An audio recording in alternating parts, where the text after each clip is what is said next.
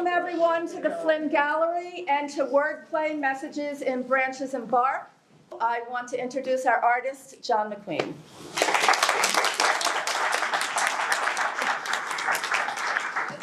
So this is a bird, obviously, and the part of it's a bird is not only that's only part of it.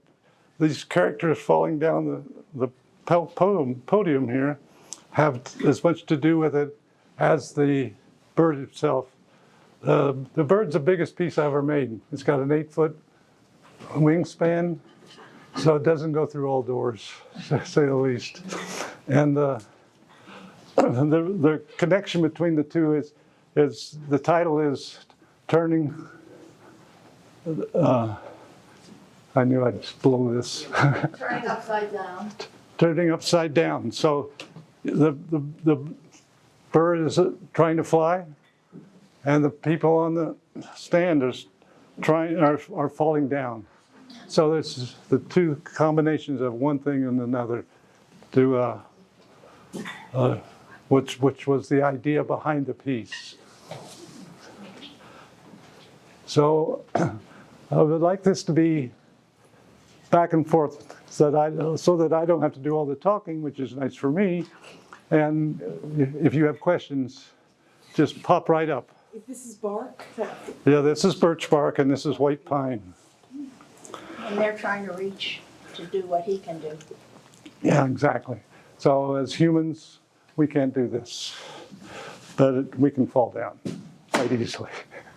John, can you tell us a little bit about the process of making any of your pieces? We're looking at this and the wings look very complicated. It looks like you have a lot of patience to put them together. Can you tell us a little bit about, did you make the wings first or the bird first, and how did you create the forms?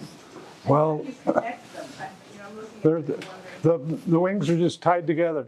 I buy warp string for the weavers. Know what warp string is. It's just cotton string that the loom is filled with, and then the weft is sideways. So I get the warp string from a supplier, and I get the sticks from my front yard. So the sticks are a lot cheaper than the warp string. So the reason I did the wings see-through is because when you think about wings, you know, they seem very light and very connected to the air and very open. But for us people who are bound to the earth, this is more like that's what's going on here. So the material is just birch bark and white pine and willow sticks and white pine. And your adhesive? No adhesive. They're, if you look really close, they all have belly buttons. I put a little nail right through there, and then I covered it up with wax so you wouldn't immediately see it. But they're all just nailed on. A microphone? Yeah. Is that a microphone on you? Yeah, but it's not for you. It's for the future. So if you can't hear, that means you have to go on your computer and listen to it all over again. I'll try to make it louder. John, when you're doing the wings and you're trying, how do you have to treat the wood in order to get it to bend and do the things you want it to do? If it's a tight bend, it's a little piece, obviously, just to make it go. If it's a flat piece, you can see that they're quite large, or larger. So With the wings, how do you get? Did you have to wet the wood to be able to manipulate it into the shapes you wanted? now I got to tell you one of my secrets. Every piece that's got wood, it's got the willow, and you can see through it. They're all made on a form. So first of all, I make a cardboard form. So to make a wing, I made lots of cardboard pieces taped together or whatever. I'm big at hot glue. I know that well. And so then the trouble with that's how I decide on the shape. But the trouble with it is the form's inside and the piece is outside. So it has to be made in two pieces to go together. But I don't want to show a seam, so I have to make the seam do funny things so that it looks like it's one solid part. Anybody else? Well, you said you didn't glue the pieces. How are they attached? The white ones, the birch, is stapled on. It's like a roofing of a house. You overlap the staples, overlap the shingles on a house. So if you lift any one of these up, there's a staple holding this one. So I have to start at the bottom, put the first one on, and then I cover the staple with the one above it. And what about the other pieces, the people? I nailed them on with a little bitty nail and then covered the nail up. Wow. So you can't see it, but if you look close and if you know to look for it, it'll be there. Okay, thank you. Sure. Do you find most of your sticks on your property or somewhere else? I grow them. You grow them. It's a crop for 100 and hundreds of years. Especially in England, they grow willow as a crop. There's a time to plant, there's a time for them to grow. It's just like corn or anything else. And then you cut them in just about this time of the year because they've had the winter to harden up a little. And cut them down and pile them in your studio. And then you have to let them dry and then re-wet them. So they're flexible, because when they dry, they're stiff. They're a piece of wood. And if you hurry any one of those things, it doesn't work very well. You can't do it in a hurry. So Are the sticks from a variety of plants? just the sticks are all willow.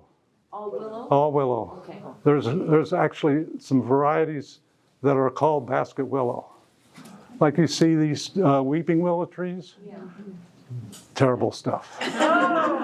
It doesn't do what you want it to do. It doesn't dry right, and then it doesn't bend after you soak it. So there's probably, I don't know how many, but there's many varieties of willow. Mm-hmm. And you want a willow that does what this does. Yes? How long did it take you to make that particular piece? And do you work on multiple pieces at the same time? I do. I work on multiple pieces at the same time. Because they have to dry, I staple them on the form, and then it has to get hard again. So then once it's hard, I tie them together and take the form out. Then I still have to put the two pieces together and make a seam and try to hide the seam. So it's because I've been doing it so long, it seems straight ahead easy for me, but there's a lot of steps to it. So when someone asks how long it takes, I don't know. Does that count planting the willow, or at what point do I say it's my stuff, I guess. So. Do you reuse your forms? No, that's So you break cheating. the mold? That's cheating. Okay. Well, if you use the same form twice, you get two pieces that look alike. Well, but I do cheat sometimes. So there's no fast rule about it. But normally, another thing about building a cardboard form is you get to see it as a cardboard form, but you get to see what it's going to look like before you put the sticks on, because you've got a lot of knots to tie. It's probably the longest process is actually tying the knots. So you want to make sure you know where you're going with it. And it's easy to change the cardboard. I don't like this, so I just cut it off, kind of thing. Yes? Speaking of knots, what kind of knots are you using, and what about the loose ends? Well, that's why they're waxed. So they don't look like string so much. And after you tie the knot, I just sort of take my thumb and push on the ends, and it sort of looks like a rivet kind of thing. But it's also much easier to work with wax string because it has some stiffness to it and quality to it that makes it much easier to tie. And are you using half hitches or? Oh, I don't know. Oh, okay, so you're just tying knots. I tie the same knot over and over. I think it's a regular square knot. The most obvious, easy knot you can tie. So that's what I use. Oh, not for a reason other than it's easy, it's direct, and there's no fancy knotting. I'm not thinking about what kind of knot it is. I'm just trying to get those two sticks to stay together. I just thought there might be one that, you know, was real good at keeping everything right where you put it. Yeah, well, that's the square knot. That's the, seems to be for me anyway. I know that you wax your own string. Do you literally just dip the string? Yeah, when I buy the warp thread, it's just like a piece of string, you know. And that's really hard to control. It's hard to keep up with it because it's just floating around. So the wax gives it a certain body that makes it easier because you got to go under the stick, over the form, and the next stick is really close. So you got to do that over and over and over again. So if you look at any of them, the tighter it is, the better it is because it's got more structure. So it depends on all those things, but that's the basic thing. The reason I use it. I like the way this wax cotton looks. You can buy waxed linen at a supply store, but it looks like, I guess it looks like waxed linen. I want it to look like something else, sort of like how it's held together. And that's important. The way it's held together has a lot to do with the visual end product. Sometimes you make them with big spaces and sometimes you make them really tight. So that gives me another alternative of how to do it or what to do. So. This might sound like a funny question, but looking at your pieces, I mean, all those little knots and little sections are so beautiful. Do you ever, like when you're halfway through, think, I can't tie any more knots? I throw away a lot of pieces. It's cheap work because willow's growing in my front yard. String's not very expensive. I can always throw them away. But I don't throw that many away. I mean, I'm not being humble about it. It's just the way it works. You're making something that people are going to look at. You want it as visually interesting as you can make it. I have a question. You talk about the string that is being waxed. It's because I use them in some of my projects. Besides the fact that you can also buy the round and wax and wipe it through, and you don't have like excess of wax. But don't you think that the wax string doesn't have the same strength to be tight because it tends to slip away? It's good for certain projects, but I wonder how you do it with this. Because the wax is soft, you know, it's not that hard. So if you tie a tight knot, you're tying it through the wax, so that then the knot comes loose. So you have to be very careful on how you go about it.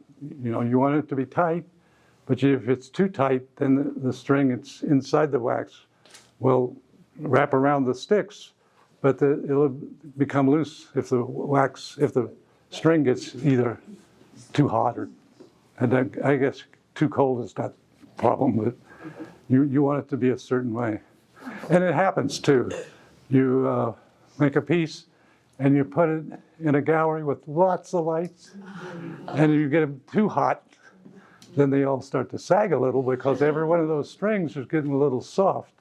And the sun, it could really kill them because they really do turn back into liquid. So you got to be sort of careful about that. Thank you. Yes. Is the string a tan color? No, I think it was dark brown. Dark brown, okay. Yeah. It's just So it's it blends sculpture right with wax. the twigs, right? Sorry. It blends right with the twigs color-wise. Well, yeah, pretty close. Yeah. I mean, there's a difference. And also the sticks are different sometimes. Yeah. If you pick them a certain time of year, they'll be different color. They'll be lighter than if you cut them in the winter time. And so there's a whole system that way too. But after you do hundreds, you figure out what works and what doesn't work. So you have boxes of colors of. I'm not that twigs. organized. You're I'm not not- that obsessive. Okay, shall we move on? Sure. Channel is about trying to make a visual image of a machine that makes noise, makes music. So I wanted to try to come up with a way that there's two things. One is sight and one is hearing. and how do you put those two things together? Or that was the plan anyway. And the frame, the grid is just fine little boards that I cut a notch in them and put them together. That gives it rigidity. I wanted to get it off the wall, and I like the way that the white works with a white wall. So it does really become hollow almost. So most pieces you make, you want there's a background and a foreground. The subject is always the foreground. So I wanted to reverse that. So the background is what you see mostly, and the one closest to you, you see most times, and the ones that are not there, you see less. So this is just the reversal order of the disappearing of the subject, and the background that holds it there is what you see mostly. So that's why it's called silent piano, because it's not a piano. You can't play this guy. It'd be a little hard. And you have to look at it. So this is the birch family, and it has to do with a couple of things. One is people think that birch is a bad thing to work with because it's got this bad reputation of teenagers carving their initials in. So you don't really want to use birch bark, but in truth, birch bark was considered in the old days as a magical material because the bark stays no matter what, and the wood inside the bark rots. So if you go in the woods, you'll see hollow tubes that the branch itself has gone away, and the birch bark stays forever. It really works well. So it's all birch. I just turned the pieces over. The figures, so the skin of the figures are what you see on the tree, and all these all have white on the other side. So I've just turned them over. The family part is what happens when two people want to have a baby and they end up with a third person. So this guy's split down the middle because he's half her and half him. So that's why it's called family. And you want me to tell you something really funny? After I got this all done, I realized I got his toe on the wrong side. So it should be over here.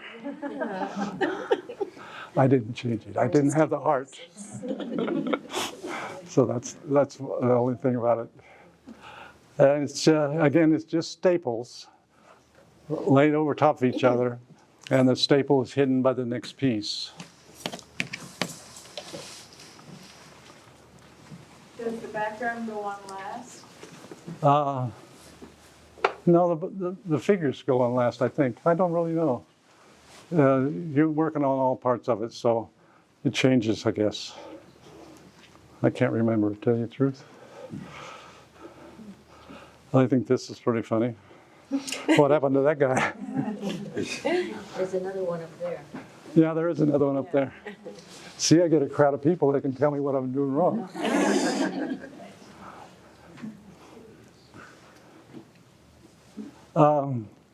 We'll talk about containers a little bit with this piece, with this piece too. When you make a basket, you're making a container, right? You're just making a skin with nothing in the middle, right?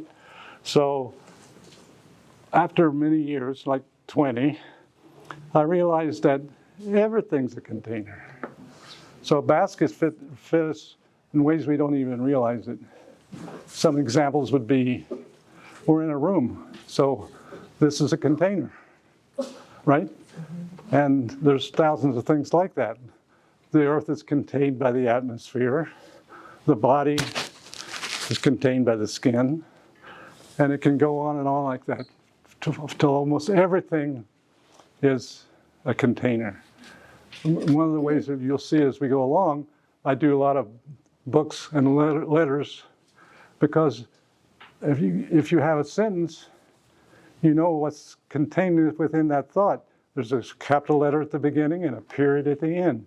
So that's a container too. It's a thought container, but it's still a container. So I've always been very interested in how we see containers versus, I don't know what, but something else. So I started making figures because he's hollow inside.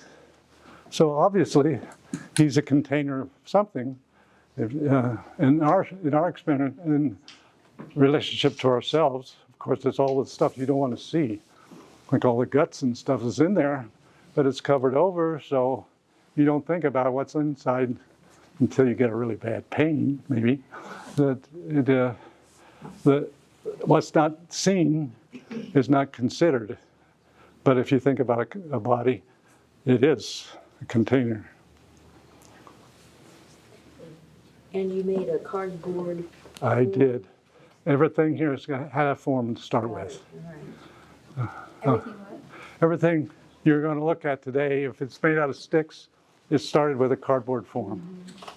So, do you sketch it first, or you just create it with the cardboard form? No, I sketch a lot because I have to have somewhere where to start. So I wanted this guy not to be any taller than this, and so that's how I figured out how big to make it by sketching it, drawing it out on a piece of paper, and then I can make a lot of changes because all I got to do is erase. And then once I get a good idea what it's going to be, then I make the cardboard forms. Use a lot of masking tape. And a lot of cardboard. Yeah, you'll see me on the street picking up cardboard boxes. I'm great at the transfer place. Cardboard's a neat material. You can use it a lot of ways. I just use it as a model. And this is willow also? Yeah, everything, all the sticks are all willow. What state do you live in that you have so much willow? Yeah. New York, upstate New York, And you live Saratoga Springs. in that much? There's a couple people here that knows where Saratoga Springs is. So you planted a lot of these willow plants on your property. Yeah, you plant it like a crop. Yeah. You take a little piece of willow, you cut it off when it's got buds starting, but not developing. You wrap it with a piece of cloth and you put it in the refrigerator, which is just to slow down the process of it starting to grow. And then when it comes to about, in fact, when I go back tomorrow, I'll be planting willow. Because it's a little cool, but it's good to be a little bit cool because they'll get too dry otherwise.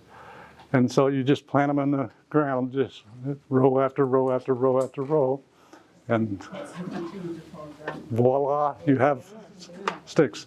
It grows like a weed. Okay. It's really hard to contain once it gets going. What kind of willow is it again?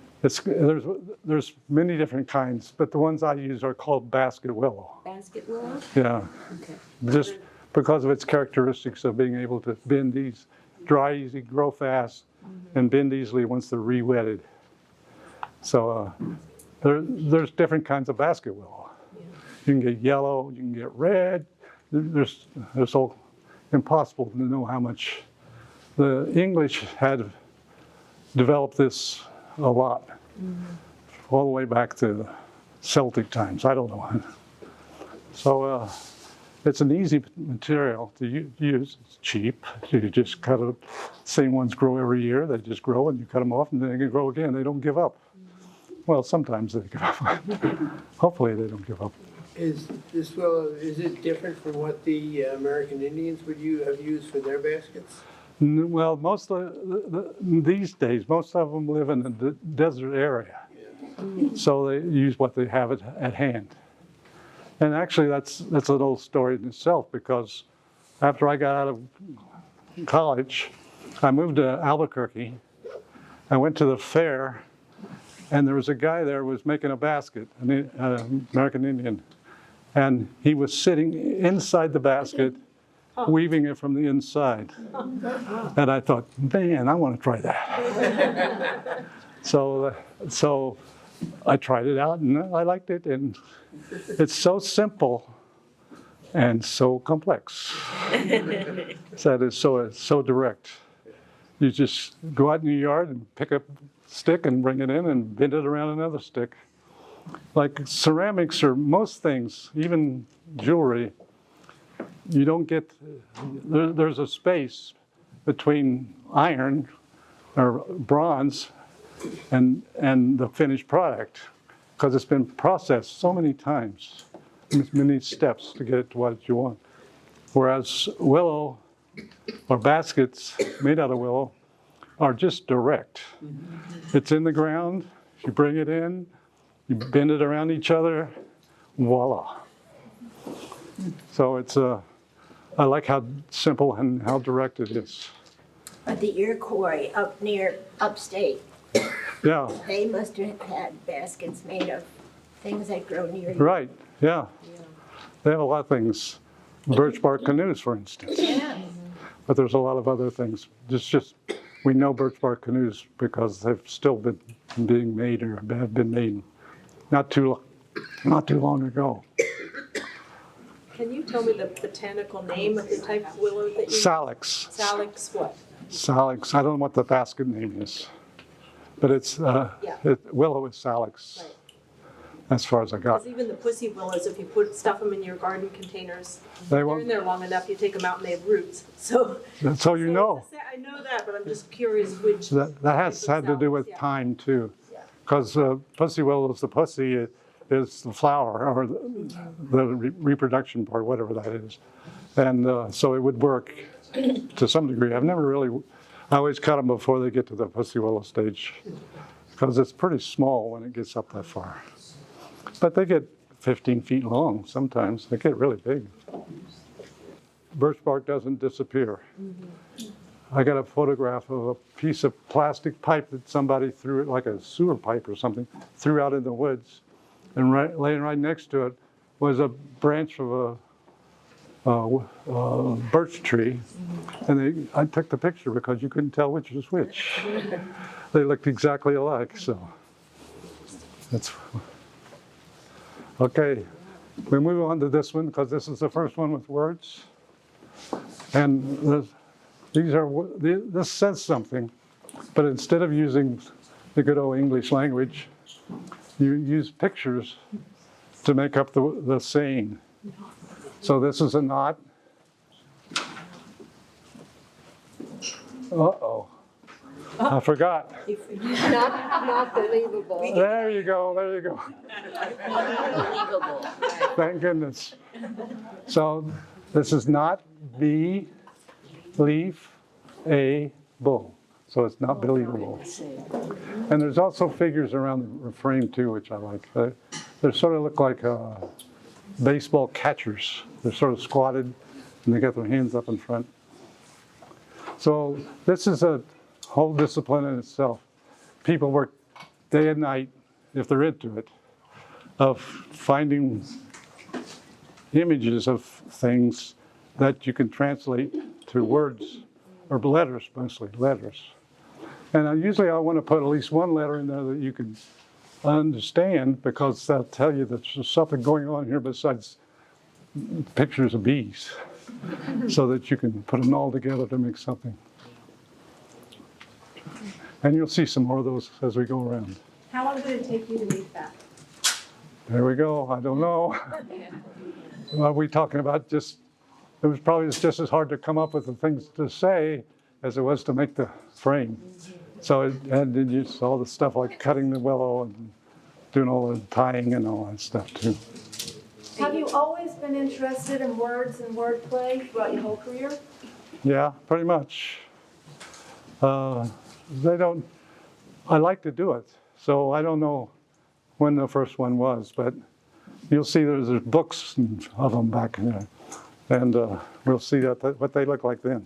So this guy is being drawn out of his house, or whatever the structure is, because it could be a fire, it could be he's just escaping, but some people see this as flames and some people see it as clouds. So I like the way it could be either one. You could you could take it whichever way you wanted to go. And these are just holding the bark again, little pieces of bamboo holding the piece together, or holding the bark onto the frame.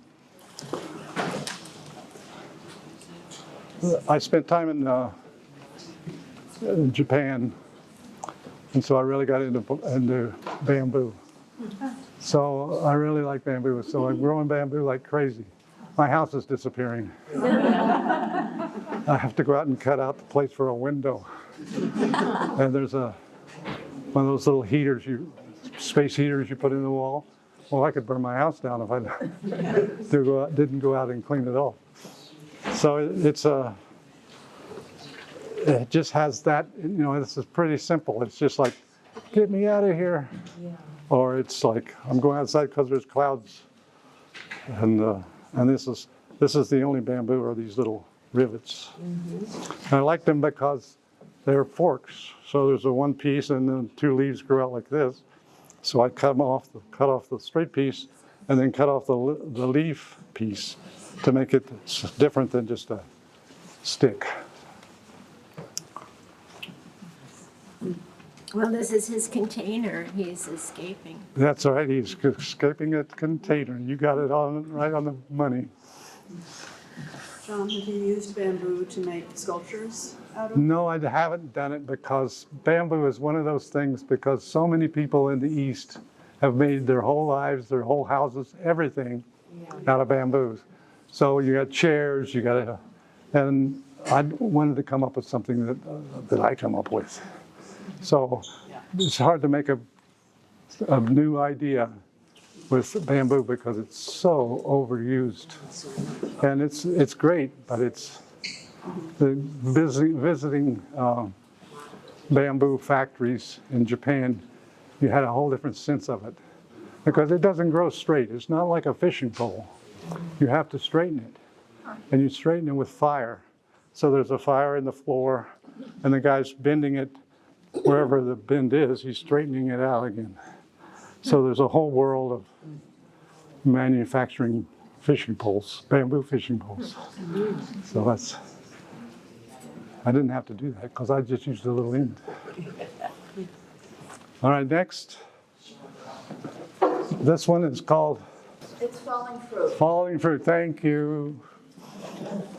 So obviously, there's two things in play here. Well, there's three, if you count this as the forest. There's nature, and then there's people, little figures. And I just stripped the bark off so you could see them, because that's how they turn white. And then there's chasing them are sharks. So this guy here's about to get this guy, and he's falling. So the falling fruit is the humans being chased by the bad sharks. And as we get to the end with the pile of leaves, is sort of where the leaves came from, because this is all more or less, these are all leaves and sticks and so forth. It also has a frame behind it. You start making big wall pieces, you need some kind of structure to hold it together. And so there's a grid of willow that holds it in place, gives it a stiffness.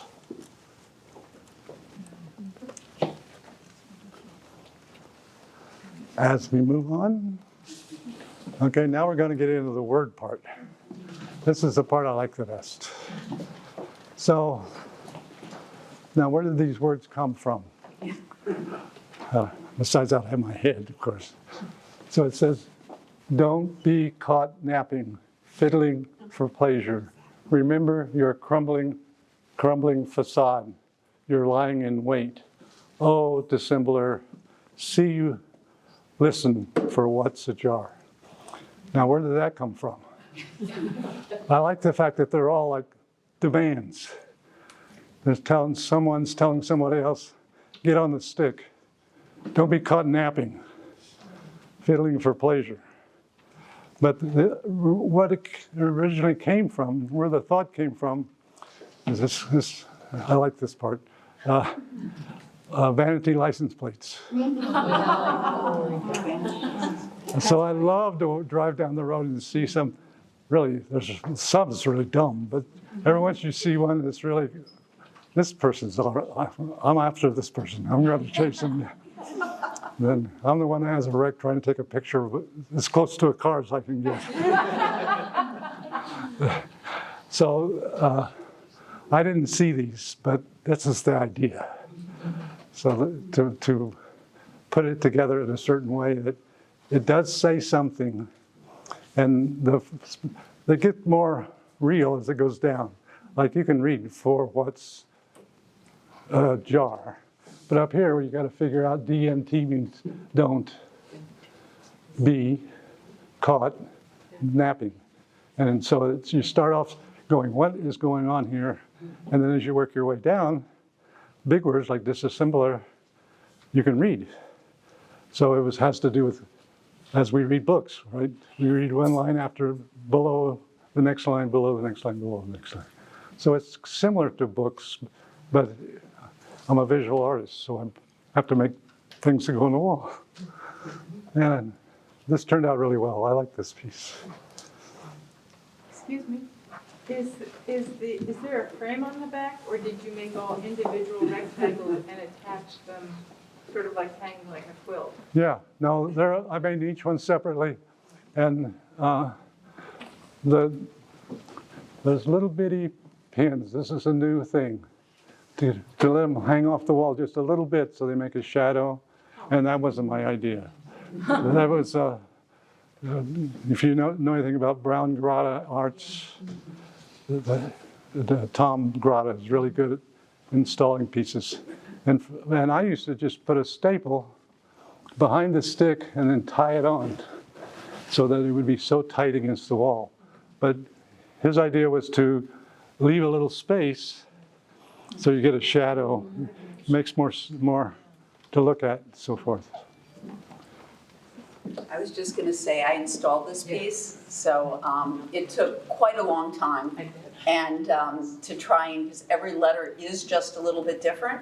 So while it looks, you're trying to keep things fairly level. And as you go along, you have to make small changes. Right. So it was not just hanging them, but it was also making sure that they would pull away from the wall, as well as the small inside letters. So they have these small pins, and also in our wall, sometimes it's difficult because the pin didn't always want to go in the nail exactly where you wanted it to. Right. So there were a lot that were on the floor during this incident. You can see some of the middle ones. There's an O. And it wouldn't be an O without something in the middle, or an R, a D. And it took quite a while to install. Days, right? John, does WordPlay extend into other parts of your life? Do you, I mean, we all use words, obviously, but do you use to write? Do you? Some. I consider myself an amateur when it comes to, but I like what happened? I lost my voice. I like poetry. So I read a lot of poetry. Yeah. And sometimes if it's halfway decent, I'll keep it, but it's just something I do. And I don't want this to be poetry. I want it to be what I come up with as something else. What that something else is, I'm not sure, but I'm not trying to be a poet. And, things like the other one where the words are just sort of, when we get to it, it's almost impossible to read. I do that a lot. I make them impossible to read. So, next is this one. Now this one's like, I don't know, Greek column or something. And it's the same thing. It's words that are not, or letters that are not really letters, but they have a certain letter quality about them. You put them on. And then the base is back to leaves again. These could be considered leaves. And so it's a kind of copy of a classical object, but it's made out of sticks. I don't think the Greek ever used sticks.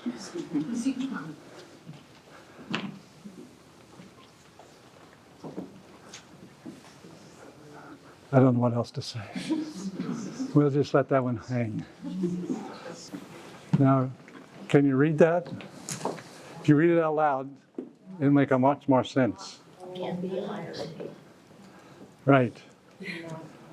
For those who can't see it, it says, cannot all be iron C. Knees. Knees. Iron knees. Yes, irony. Oh, ironies. Yeah. Iron knees. Iron knees. And this one also says something. So it's, there's two of them, and one says the opposite of the other. So Look at that, okay. Unbegun. that's right. That's one of them. Undone, unbegun. All right. So you get it? Did it? I think it helps to be in the front row. How can it have, there aren't that many letters. With the two between the two. Right. Okay. So we got there's a U here. And this is an N. B. So unbe. Unbe. And this one says unbegun. I think that says it. Together, I think it Yes. says unbegun between Yeah. the two people. Right. Yeah. Okay. This is cedar bark, which is another really classic Native American material, Wow. especially the West Coast.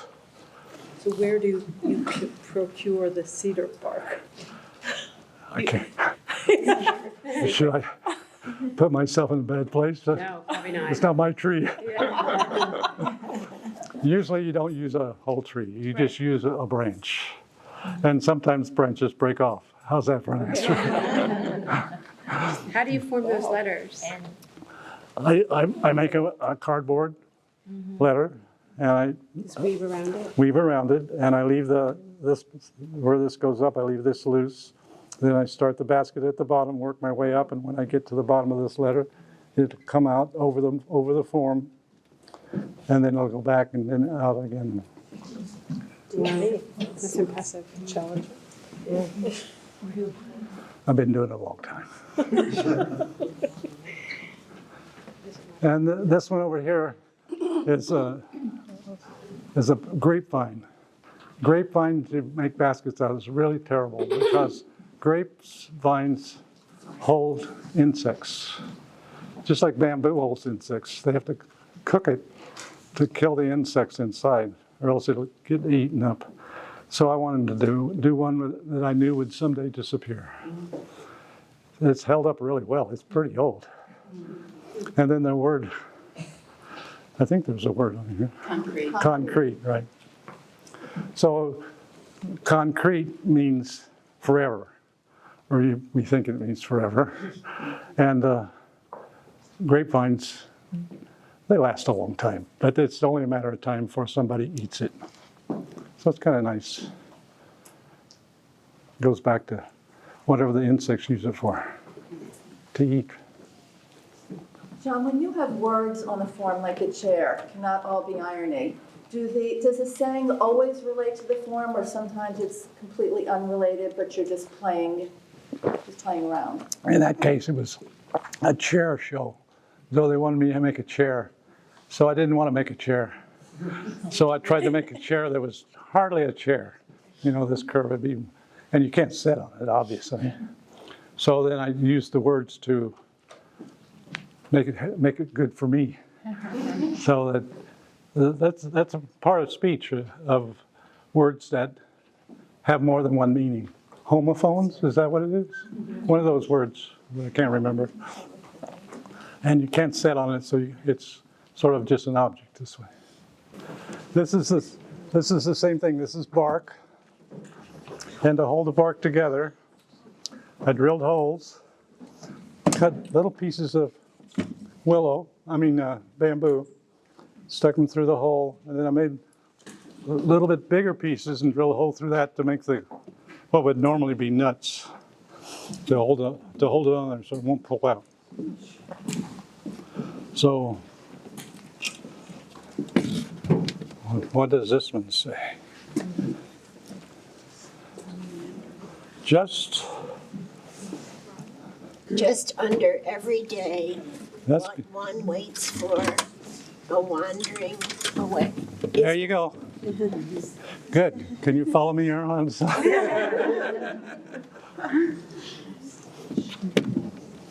I made a lot of these sort of column pieces. The reason I made them is that's the size for sonotubes. I didn't have to make the cardboard. I could just make it around a sonotube. Right. And then put a bottom in it. And away you go. A lot of them, the ones that are sticks, has 2 layers because I want it to be really stiff. The bark stays stiff by itself, of course.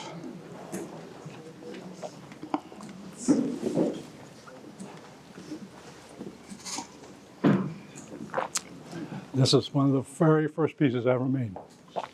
And it says something, but it's so hard to read.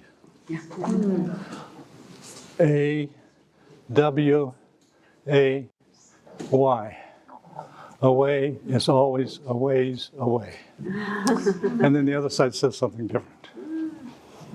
But it's taking a stick, you know, it's a fork, a branch going off, and then tying them together in the middle to make it that shape. Does it have the year on it? 79 to 83.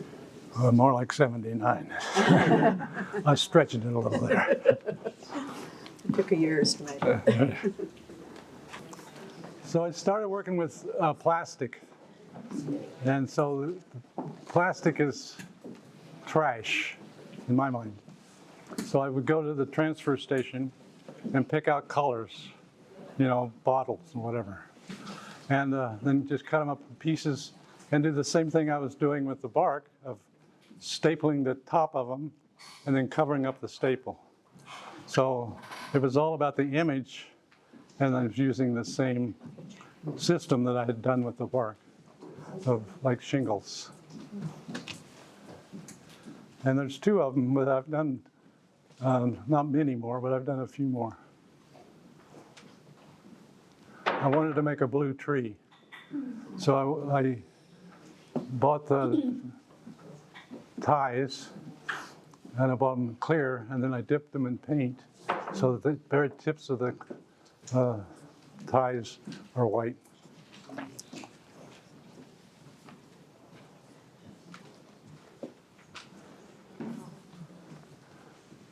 John McQueen, it says Marlowe Mincing, but some people think it says Marilyn Monroe.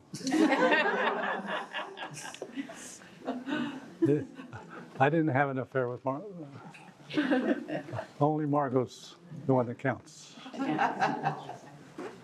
And this is to be a landscape, you know, up a hill, trying to make landscape, which is horizontal, trying to make it vertical. And then there's other things thrown in, like a hat and a tank, a tree, another tree, a ladder, a little house, lawn chairs. So trying to make it both a landscape and a picture. And some mountains. Mountains, right, and clouds in the sky. So instead of a painter, I went to the dump. I started that in New Zealand because they have much more interesting colors. Walk down the sidewalk and they'd have their trash out. And I go, well, I've never seen that color before, so I brought it home. Threw away my clothes and filled my suitcase. Okay. What did they say when you went through passport control on the way back? I cut the pieces really little so they wouldn't recognize it. Scrape the labels off, whatever it took. So after using letters for a long time, I decided to make my own alphabet. So this is impossible to read. I just want to drive the viewer crazy, of course. So it says what's behind before you.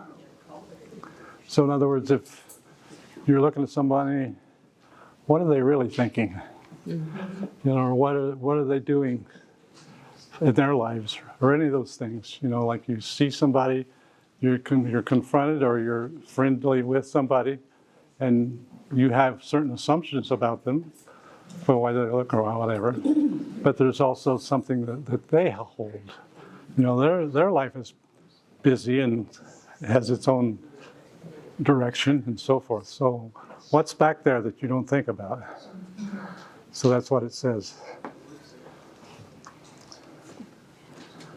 My problem with this piece is it looks like it's got a spare tire on top of it. So these are books that all have a content. Thank you. This one, as I said before, I spent time in Japan, and the word for basket in Japan is kago, C-A-G-O, but that's the way we translate it. It means something else. I mean, it means more than that. So the letters are in Japanese. And the shape is, a lot of books in Japan stand on the leaves. So you have a handle and a piece holding the pages together, and they sort of look like this. So I was looking for some way to make a book that wasn't what we think of as books, which these others are. And there it is. It's held up pretty well. But they all have so that's basket in Japanese. This one's called Scoundrels. And what I do in this case is this is also a Japanese, but it's used in a lot of other places too, but it opens up like this. So you have to open it to see what's there. And scoundrels are all those birds that we love to hate. Will somebody shut up that blue jay? What do we got? I got the words on here so I can read them. Pigeons, starlings. What does E-O-N spell? I don't know. Yeah, we've got pigeon, starling. Right. And crows, starlings. So they're all birds. You think we put bird feeders out and one feels so good about it. And then the flock of starlings come and just eat the place up. We go out and chase them off. I don't really chase them off, but I want to. And then I was in Australia for a while. And in Australia, you know, all their animals are different. Kangaroos, so forth and so forth.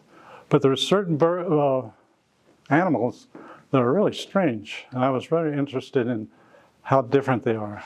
There's a lyrebird that can repeat any sound it hears. So you can be walking through the woods and all of a sudden you hear a chainsaw. It's not a chainsaw, it's a bird. And a lot of things like that. Axe sounds, but there's also like truck sounds or car sounds. So each one of these, I wrote out the story of what they do, and it turns like this.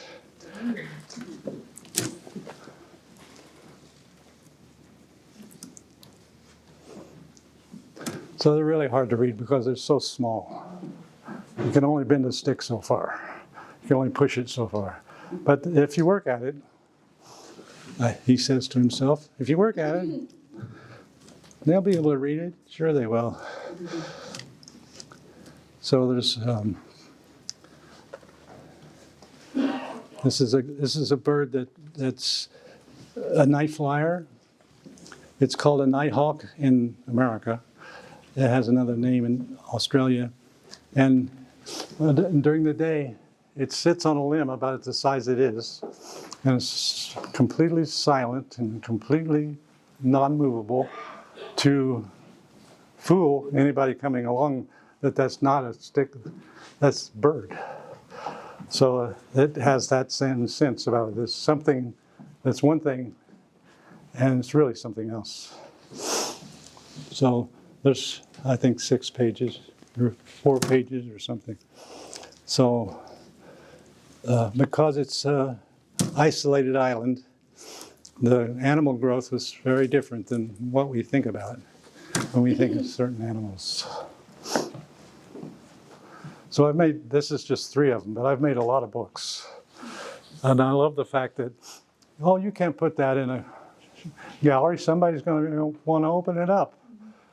Well, let them open it up. I've actually had to sign waivers that says you can touch it, especially museums. They love to do that. And if you're in the gallery, you just have to ask one of the Yes. gallery sitters or one of us to open it up, so we will do so. The in-between stage. I like this one because this is a child's game. Well, I thought this up, and it's called a Whisper Campaign. And we've all done it in kindergarten. We just have forgotten. You sit in a circle, and you whisper a word in the person next to you's ear, and then they're supposed to repeat the same word coming out to the next person. But it's obviously what happens. By the time they get all the way around, the word has nothing to do with the first word. So that's sort of what this is like. It's really hard to read, but they do that to some degree. Like this says spume, puce, puny. So there are words, first of all, the words, I spent a long time in the dictionary trying to find weird words. I didn't want to use just normal words like puce, puny, and so forth. And amok, pluck, plume, varoom, kaboom, kibosh, keister, shyster, what's this one? Shrivel, snivel, shit, it's a kind of rock. Schist. What's that one? Smith, wit, whelp, wimple, garble, gargle, grimace, carapace, turtle, you know the shell? Carburetor, I like that one. Culprit, spigot, spume, puce, puny. That's enough. I'm going to stop on my head. I wonder what the words are. So it has a reason for being, besides the fact it's just those ovals are kind of interesting to look at. You know, and say go around. And it's a good example of what you can do with a stick. You know, you can bend them, but then it won't reach all the way around, so you have to have 2 sticks, so the splices end up in places where there is no splice to hold it all together. We got a few little that shouldn't be there. Okay, one more, this one. Actually, John, we've got a few more if you want, because we've got same difference, that's an important one. That's right. Maybe your moon pieces. Right. And the leaves. The leaves. So this is 3 faces turned inward. No, 2 faces turned in towards each other. So I actually made it like this. So it was more like a basket. And if you look down in there, there's this face and this face. There's the head and that head. But it could go any way it wants. So this one's titled Same Difference. And this again a guessing game. You got to figure out what this difference, what's the same, what they are, what's equal in all of them. Now I'll give you a couple minutes and I'll tell you what it is. So what do all 3 of these things do that look so different? They need water. You got it. Who said that? So an elephant raises water with his trunk, right? A tree raises sap, we call water, and that's a sump pump I learned that when I got a studio and I had water in the basement. So they're all the same, but they're different. Visually, they're different. Physically, their job is to do the same thing. How do you store all these pieces when you're not exhibiting them? Well, a couple of people are standing around here with you, came to my house and picked up everything I owned. Now all I got is holes in my walls. So I have to fill the holes up somehow. Start over, which I'm doing. So I like to draw too. And I did a series of 4, but they wanted to put them on vertically so it wouldn't fit. So we did 3. And they're all trees, but they all have something else going for them. So the titles are Wait. So he looks like he's waiting, but it's spelled heavy, W-E-I-G-H-T. So this one is Mirror, because the roots and the branches are exactly the same. You can see this is a good example. See that straight stick there, and it's the same thing here. So this is Mirror, Mirror. And this one's Treed, T-R-E-E-D. So it's been set on top of a ladder. And their frames are all different. I didn't notice it until I got here. And this shadow is different size. So this is much thicker, so the shadow's longer. And these are much thinner. But I was just trying to make them all different, so that's what happens. This one, I stole this image from a window in New York where they were making frames. And they had this big photograph of this elephant down on its haunches with an Indian child sitting right in front of the elephant. So the elephant was looking at the kid and the kid was looking at the elephant. It was a great photograph. So I couldn't copy it exactly, so I made it a little different. It had to do with trees. And I like the space in between the tree and the animal when it disappears. Excuse me, Why did you put this? is this little piece there, is that the tail? Yeah, so most of them, like up the top there, the tree comes out on the frame, and this has a little bit here. So this one didn't, because it's so thick that you have to look around like this to see where it ends. Just another way of making frame that's different than normal frames. So obviously, hopefully, you know what this is, the moon, right? And the title is When Darkness Comes Calling. So when it gets dark, if it's a new moon, it's really black, you don't see. And if the moon is large, it sort of lights up the whole world, you know. It's just, you can see, you could read a book by some full moons. So it's when darkness comes calling, the answer is look for the moon. And this is the same thing. Bark stapled on, birch bark stapled on. Don't touch the art. And this is also connected to the celestial world. So these words here, man made up the man in the moon. The moon doesn't know it has a name like that. And the other side says sort of the same idea. If I could only read it. The first self-serve. All right, the first Endowment. Thank you.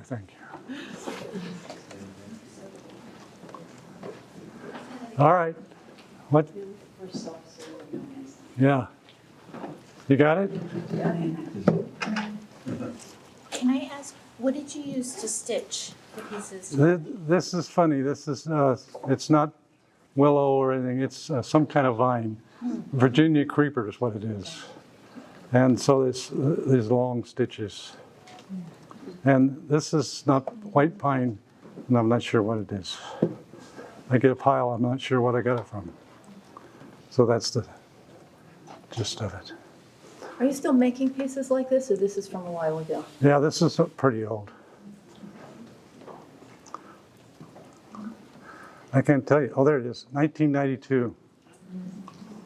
Okay, this is the newest piece. This is a piece I started on May 5th and finished it on February 13th. And I can't tell you how many there's there, because they want to hold the.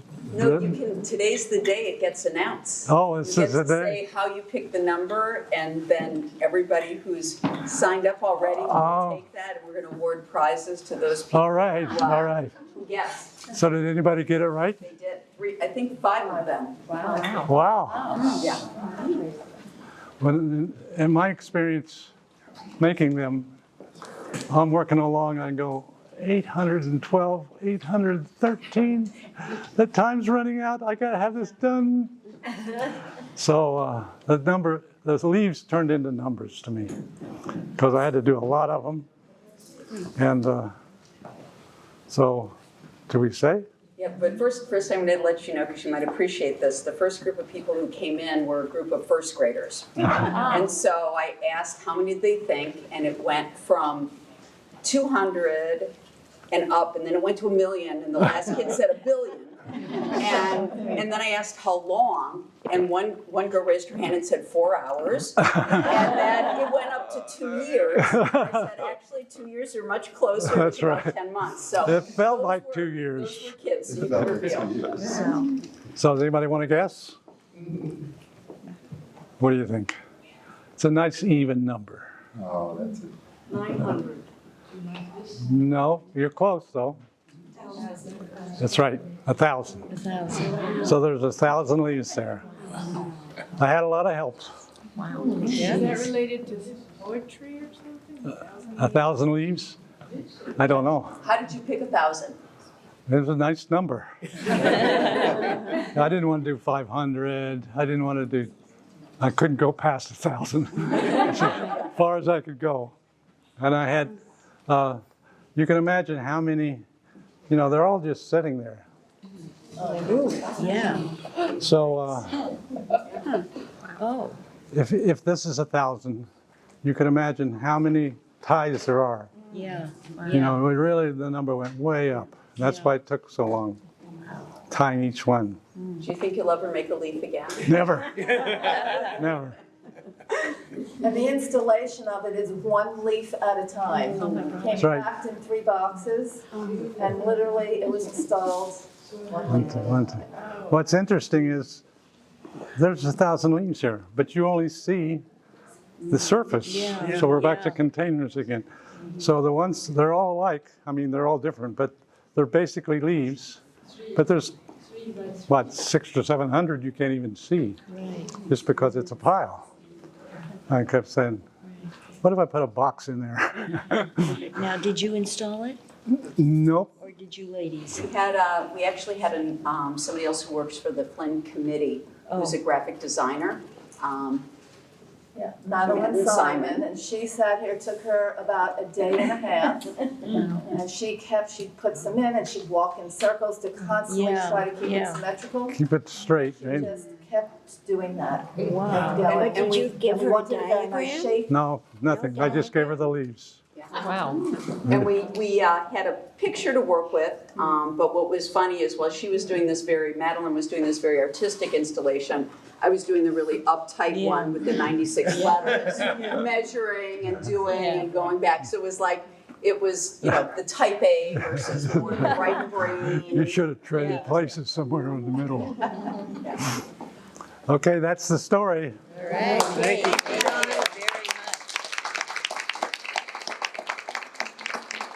Thank you for all of you coming on a bad day. I thought there'd be about half this many. Oh, no. Thank you for the beauty. Thank you.